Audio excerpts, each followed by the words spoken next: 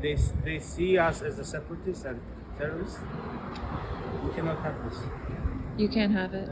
What are other things that show Uyghur culture that are punishable in China? Well, everything which is Uyghur, any sign of Uyghurness is banned. You cannot talk in Uyghur. You cannot say traditional greeting, Assalamu alaikum. You cannot say talk to Uyghur. You cannot. You have to. You're forced to eat pork, porcine, and you're forced to eat drink alcohol. So any sign of religiousness or Uyghurness is banned. We want our children! We want our children! Free our children! Free our children! Free our sisters! Free our sisters! Close the concentration camps! Close the concentration camps! Shame on China! Shame on China! Shame on China! Shame on China! We want freedom! We want freedom! We want freedom! We want freedom! We are our families! We are our families! We are our families! Release, release our families! Release, release our families! Release our families! Release, release our families! China is lying, people are dying! China is lying, people are dying! China is lying, people are dying! China is lying, people are dying! Boycott made in China! Boycott made in China! Boycott made in China! Boycott made in China! Stand up Canada! Stand up Canada! Stand up Canada! Stand up Canada! We want freedom! We want freedom! We want freedom! We want freedom! China stop the genocide! China stop the genocide! China stop the genocide! China stop the genocide! China stop the organ harvesting! China stop the organ harvesting! China stop the organ harvesting! China stop the organ harvesting! Close the concentration camps! Close the concentration camps! Close the concentration camps! Close the concentration camps! We are suffering! We are suffering! We are suffering! We are suffering! We want freedom! We want freedom! We want freedom! We want freedom! Shame on China! Shame on China! Shame, shame, shame! Shame on China! Shame, shame, shame! Shame on China! We want freedom! We want freedom! We want freedom! We want freedom! Bactor is going to do a little speech. He is the president of the organization. Thank you. It's okay. So today we commemorating Ghulja massacre. Ghulja massacre. I would like to little bit give introduction about Ghulja massacre. It's happened in 1997, February 5th. More than 300 Uyghur students protested for freedom. Before the protest, Chinese government arrested a lot of activists, like more than 30 activists. For that reason, like more than 300 students protested on the street. But it's peaceful protest. But Chinese government sent police and the military, arrest all of them, killed more than 10 protesters. And then next day, February 6th, their families, family members, parents, sisters, they protested for freedom of those protesters.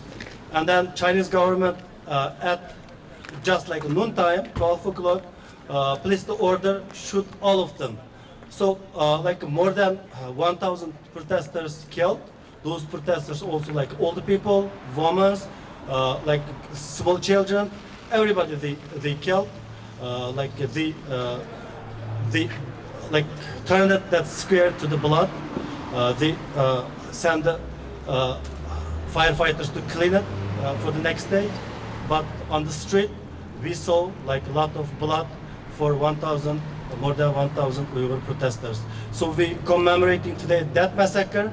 Also, since 1949, after Chinese Communist Party occupied East Turkestan, they are implementing kind of genocide, massacres, especially since 2016, Chinese government implementing concentration camps.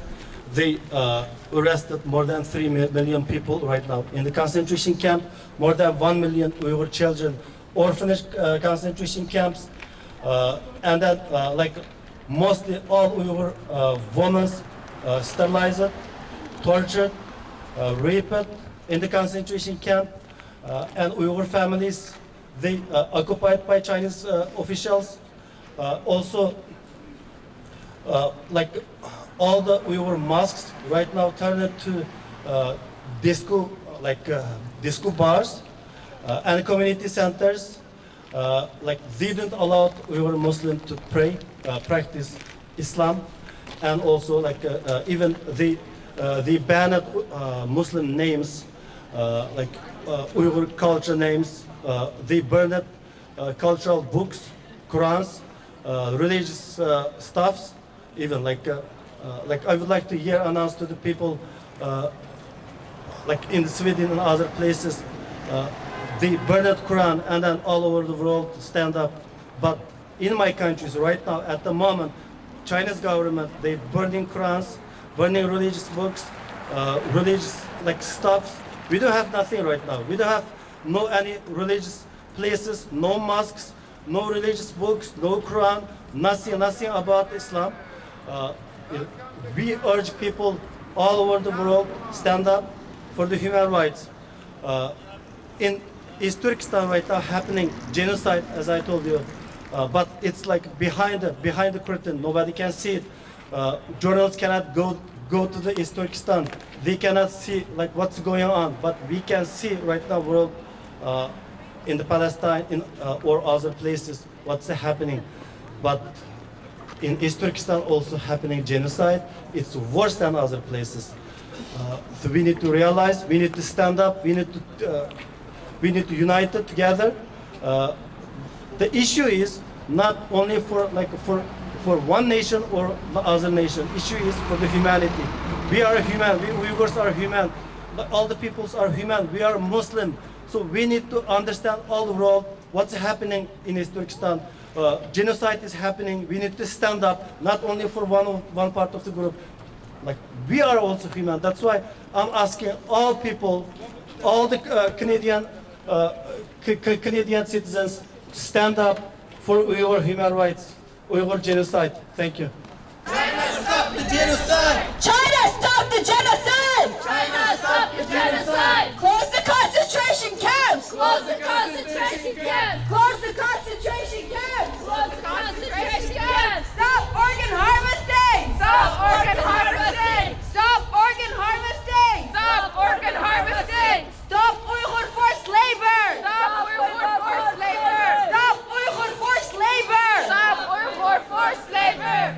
My name is Benjamin Fong, and I'm speaking on behalf of the Action Free Hong Kong, Montreal. I'm also a professor at McGill University. So, as the previous speaker mentioned, Hong Kong is actually now is very similar to East Turkestan. The Chinese government is trying to impose the national security law and try to brainwash our children and remove some of the textbook from the library. So the actions are very similar to what happened in East Turkestan. Of course, not at the same degree, right? But I would like to emphasize that this is not just a Hong Kong issue or East Turkestan issues. It is a Canadian issue. It's because the influence is also happening in Canada. I'm studying on disinformation. So a lot of disinformation is spreading across the internet, across the social network, influencing our election here in Canada. So recently, I think the government is trying to conduct a consultation, a public consultations about the foreign interference, focusing on the federal elections. But I would like to emphasize that the federal election is just the final step of the influence. The influence, there are many preparation steps, there are many previous steps before this. So do not just focus on the federal election. There are many other types of elections, many other levels of elections is being influenced by the Chinese government through the social media, through disinformation. So the strategy they are using is trying to use the lower level of government and win those elections. Once they acquire those resources, they will use the authority and resources to target the higher level of elections. That's one of the strategies they are using. Another focus that we should focus on disinformation is not just the final step of how they influence the federal election. Don't just focus on the disinformation, but focus on what they amplify, what they try to amplify in the social network. I would say that's 80% of the effect. Okay, and also there are many other preparation steps before the elections. For example, they planned on they place many seeds before they actually launch the influence on the disinformation for the election. One of the seeds could be to emphasize or exaggerate on the disinformation for anti-Asian movement, right? So they use races as a way to amplify the anti-Asians, and then use it to raise the nationalisms of the Chinese Canadian in Canada. So this is one of the strategies they are using. So I think that's all I wanted to talk about today. Thank you very much. Uyghurs are suffering! Uyghurs are suffering. Tibet is suffering! Tibet is suffering. Tibet is suffering! Tibet is suffering. Hong Kong is suffering! Hong Kong is suffering. Hong Kong is suffering! Hong Kong is suffering. End the genocide! And the genocide. End the genocide! And the genocide. Boycott made in China! Boycott made in China! Boycott made in China! Boycott made in China! Release our families! Release our family! Last year, February, Canada has adopted M62 motion, readying to resettle 10,000 Uyghur refugees into Canada, and we are really, really grateful for that. But we should not rest because there is so much to do.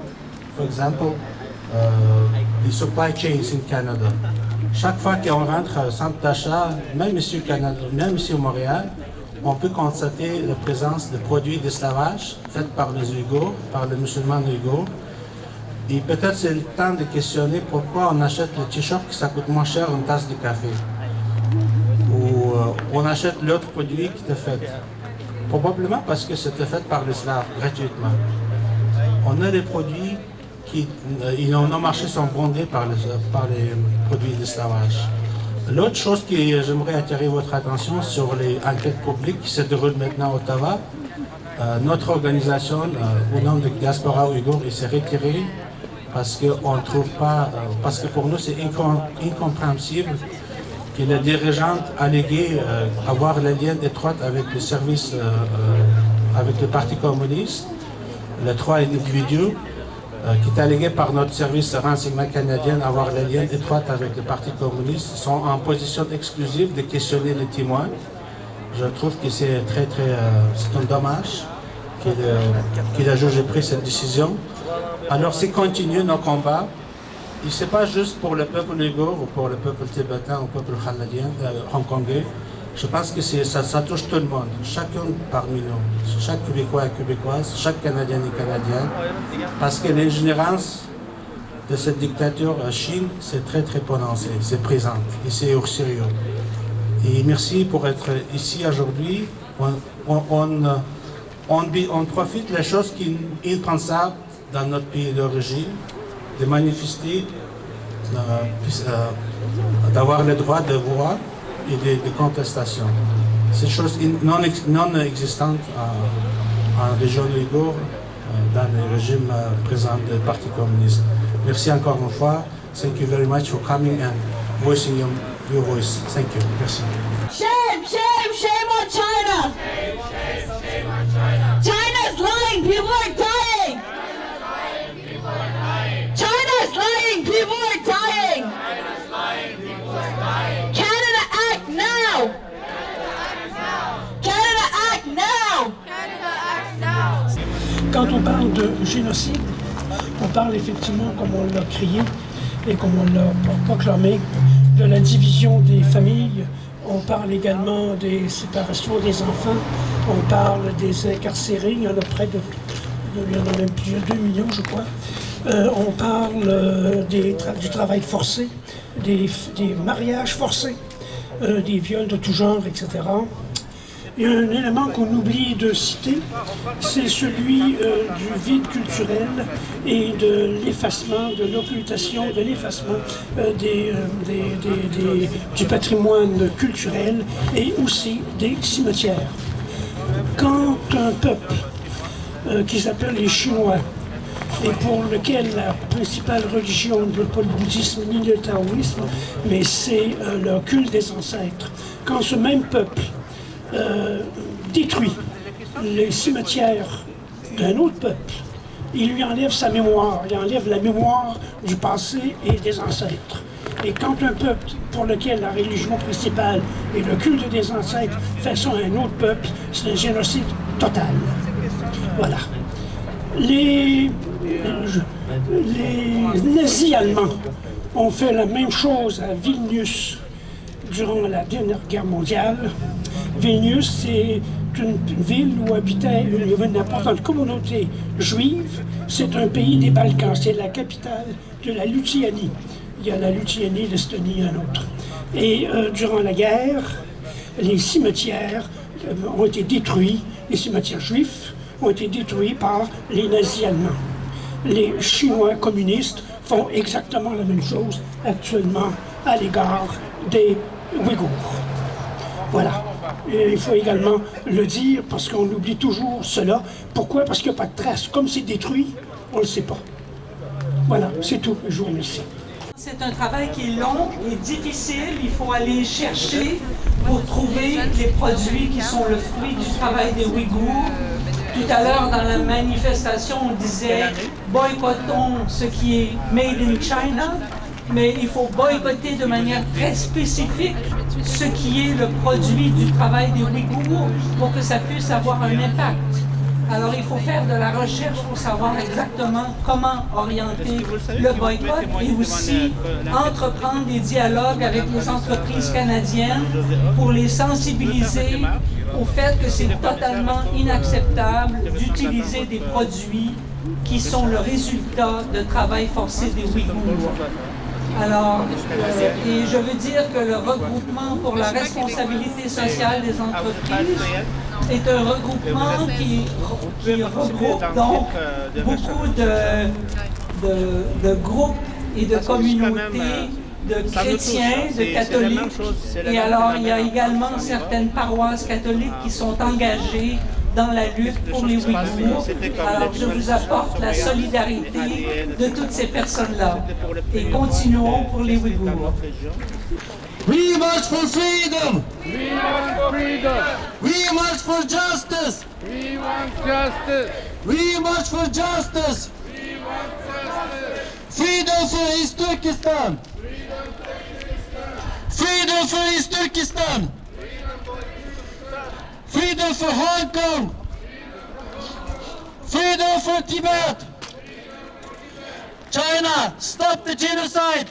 China, stop the genocide! China, stop the genocide! China, stop the genocide! Close the concentration camps! Close the concentration camp! Close the concentration camps! Close the concentration camp! Stop organ harvesting! Stop organ harvesting! Stop organ harvesting! Stop organ harvesting! Uyghurs are suffering! Uyghurs are suffering! Release, release our families! Release our families! Shame, shame, shame on China! Shame, shame, shame on China! Shame, shame, shame on China! Shame, shame, shame on China!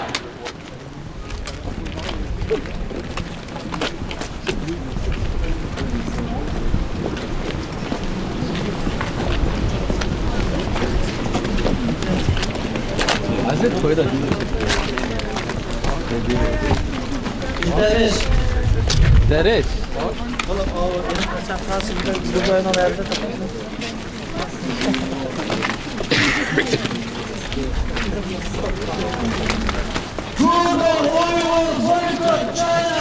Google Uyghur boycott China! Google Uyghur boycott China! Google Uyghur boycott China! Boycott made in China. Boycott made in China. Boycott made in China. Boycott made in China. Canada, act now. Canada, act now. Stand up for Uyghurs. Stand up for Uyghurs. Stand up for Uyghurs. Stand up for Uyghurs. We want freedom. We want freedom. We march for freedom. We want freedom. We march for justice. We want for justice. We march for justice. We march for justice.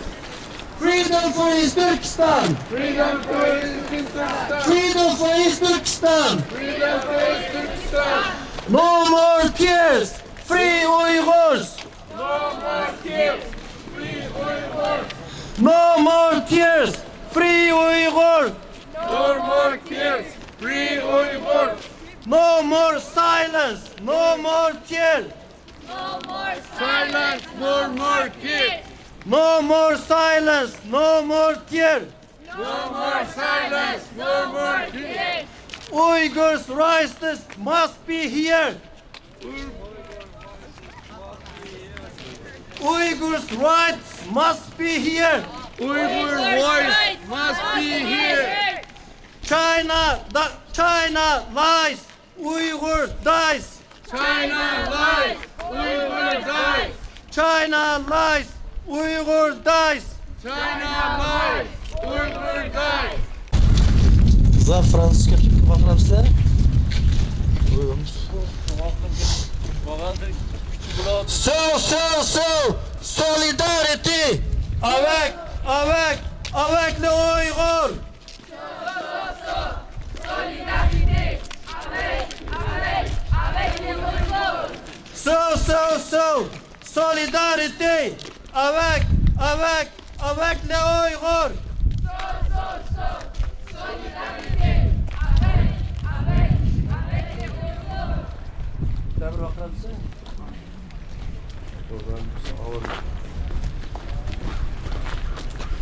Fransızlar Fransızca bakmasan ya şuna çıkarsan var vallahi vallahi. Olur falan.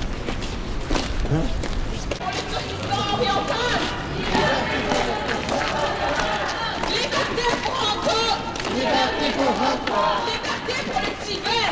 Liberté pour les Tibets. Arrêtez les génocides ouïghours. Arrêtez les génocides ouïghours. Fermez les camps de concentration. Fermez les camps de concentration. Arrêtez de piler nos organes. Arrêtez de piler nos organes. Arrêtez l'esclavage ouïghour. Les Uyghurs souffrent. Les Uyghurs souffrent. Le Tibet souffre. Le Tibet souffre. Le Tibet saigne. Famille. Honte à la Chine. Honte à la Chine. La Chine nous ment. Elle tue. La Chine nous ment, elle tue. Les Uyghurs souffrent. Les Uyghurs souffrent. Le Tibet souffre. Le Tibet souffre. Le Tibet saigne. Le Tibet saigne. Hong Kong souffre. Hong Kong souffre. Hong Kong saigne. Hong Kong saigne. Forced labor. Stop forced labor. Stop forced labor. It's very important for us to be here today because 27 years ago on this day, in Uyghurs in the city of Ghulja in East Turkestan went on street, peaceful protested against the eradication of their cultural practices, religious practices, and their identity. But unlike us here today in Montreal, they were faced with guns and tanks and brutality and violence. So it's very important for us to be here to continue their voices and their strive for freedom and democracy because they're being forcibly silenced. And we, us here today, are able to voice our concerns and voice the China's atrocities and crimes against humanity. And in Canada, I think obviously we're not receiving as much. There's a lot of voice. There's a lot of I don't mean voice. I mean like there's a lot of verbal support, but there's never an action that would actually make an impact on the genocide. And I think the government needs to be harsh on China's crimes against humanity, and we can no longer stay silent and continue to support the genocide, the forced labor. Many of the chants included calling for people to boycott Chinese products. Why is this? Because these products are linked to forced labor, and these forced labor people aren't. I mean, there's no way to justify forced labor if people are being forced to make products and we're using those. That's not okay. It's just like saying child labor and forced child labor isn't okay. Any kind of forced labor is not okay, and we should not be complicit in using those products. And Should we boycott Chinese products because many of them use Uyghur forced labor? yes, a lot of those products, such as cotton, fruits, vegetables, and now there's evidence that fish, seafood is also made with those forced labor. So it's very important for us to know the source of our product and being able to choose wisely. If you're open to answering this, I wanted to ask, there's a lot of people who continue to deny that a genocide is happening against Uyghur people. Mm-hmm. What would you say to those who continue to deny this? Many people call it Western propaganda, which I think is ridiculous, because if they're willing to do research, if they're willing to be open-minded and look at witnesses, research, and even to contact or talk to community members, because every single person is impacted. Everyone has family members, friends, relatives in the concentration camps. Everyone is impacted. So even to as simple as going to talk to a Uyghur person, it would help. I believe if you're actually able to be open-minded in understanding if it's actually true or not, then you'll be able to. They see us as a separatists and terrorists. We cannot have this. You can't have it. What are other things that show Uyghur culture that are punishable in China? Well, everything which is Uyghur, any sign of Uyghurness is banned. You cannot talk in Uyghur. You cannot say traditional greeting, Assalamu alaikum. You cannot say talk to Uyghur. You cannot. You're forced to eat pork, porcine, and you're forced to eat drink alcohol. So any sign of religiousness or Uyghurness is banned. You cannot do that. To the level that government sends cadre employees to live in your household. They come and they stay. They observe how you sleep, how you eat, if you pray or not, if you do this and do that. And you have to praise Chinese Communist Party all the time. So it's very, very much invasive. It's a kind of like Orwellian state in action. And for Uyghurs who disobey the CCP, what happens to them? It depends. Disobey. You can be punished. You can lose your job. You can be deprived of your rights, like traveling from one city to another. Your belongings can be confiscated. At worst, you can be sent to concentration camp. You can be taken away arbitrarily and disappear into the darkness, nighttime. I mean, this is happening. It's not what will happen. It's just happening, but the degree varies, and then from one region to another is different. Any sign of Uyghurness is banned, is not welcome. How is it different from one region to the other? Could you explain that? Let's say in the region in the north, where there is a heavy, the majority right now are ethnic Chinese people, and in Uyghur Xinjiang. people, and Uyghur people are in minority. Let's say in Urumqi city, I would say it is more flexible, it is more tolerable. But if you travel south, traditional Uyghur heartland, where is this 95% Uyghur population per se. The level of oppression is unimaginable. It is in extreme. Could you explain to me what is happening in these concentration camps where Uyghurs are being forcefully detained? Well, concentration camps, they came out to news in 2015, but even before we start learning as a diaspora, there are some centers where people detain, usually people who've been traveling abroad and coming back, students, people who deemed to be like unloyal or suspicious in the eyes of Chinese Communist Party.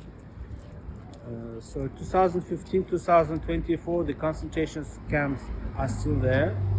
They're expanding, and instead of concentration camps, right now they are being transformed into production plants.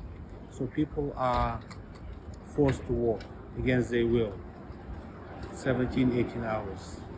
So people I have interviewed, ex-concentration camp survivors, they say they've been subjected to work 17, 18 hours in extreme conditions, with no adequate food or medical attention, and they are not paid for that. Is this why activists at this protest were calling to boycott Chinese products? One of the reasons, yes, because we have to understand these concentration camps and the Chinese economy by large, it's fueled by genocide. And we as a Canadians, we continue subsidizing this genocide when you buy, purchase and consume products made in China by Uyghur slaves. It is indirectly subsidized. It's called subsidizing indirectly and running these detention centers. And with our money, Chinese police buy surveillance cameras. They expand these planetary detention centers, and etc. So people who on top of the decision makers in China, they profit from that slavery. So it's a double-fold, two-sided aim. Number one is to destroy ethnic community, one ethnicity, and the second objective would be to make profit on the back of these people. Could you tell me why some are alleging that the genocide is fake and that it's U.S. imperialism?